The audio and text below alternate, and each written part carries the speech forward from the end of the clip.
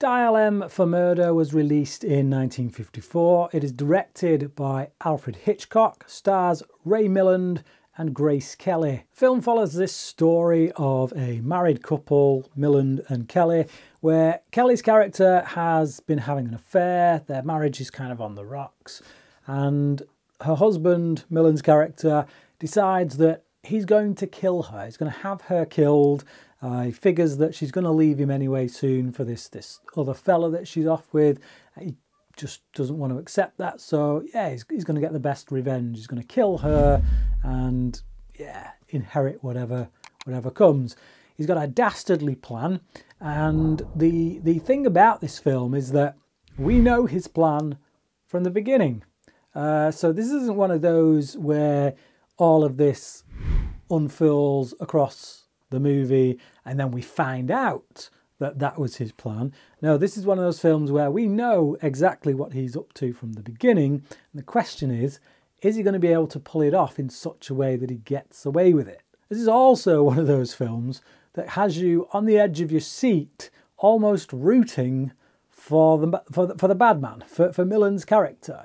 And the way that Hitchcock reveals little things across the course of the movie that eventually become his undoing is absolutely genius. Milland is great in the role of the husband, the way he's just so sly and the way he's trying to play everybody off each other. He's kind of got a real cross between Jimmy Stewart and Cary Grant vibe. Many times during this film I'm like, oh, it looks like it's got a bit of Stewart there, and oh, a bit of Grant coming through there.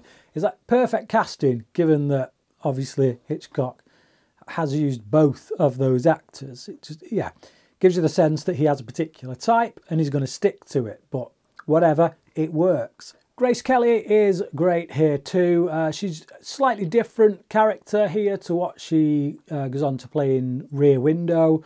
In Rear Window, I feel like she's got a bit more strength in her. She's able to drive things forward. You know, in that film, she's the one who goes into the house, takes the initiative, does things that normally in a movie like that the man would be doing. Whereas here, she's more the victim. Or at least the victim in waiting. You know, certain things go wrong. Certain parts of Milland's plan go wrong, and she has to fight back. And so, yeah, things don't quite go out the way they're meant to.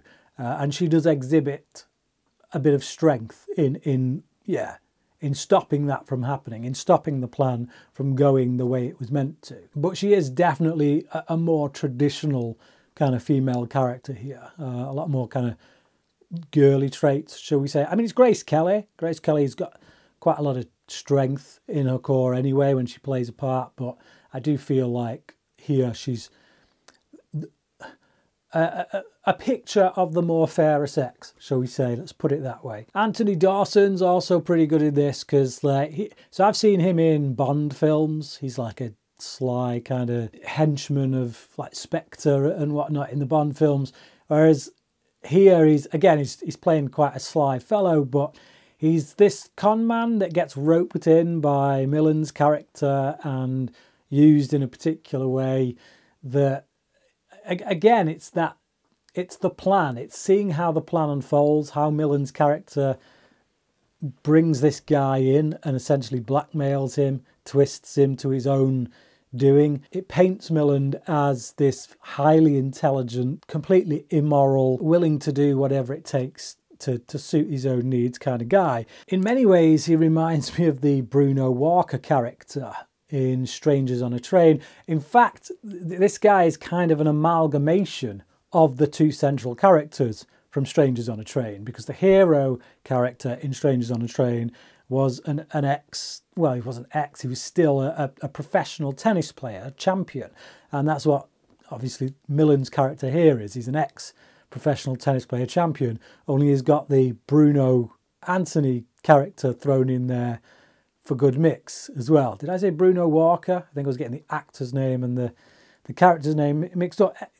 Yeah, the Bruno Anthony character and the hero character from Strangers on a Train both kind of yeah, going to this character. And it shares other similarities, obviously, to that film, which is that this is ultimately a film about a guy trying to get away with murder, which is obviously what Strangers on a Train was about. But I feel like this is the next step up from that. Hitchcock's taken what he learned from Strangers on a Train. He's taken what worked from Strangers on a Train, and he's really gone to town with it here.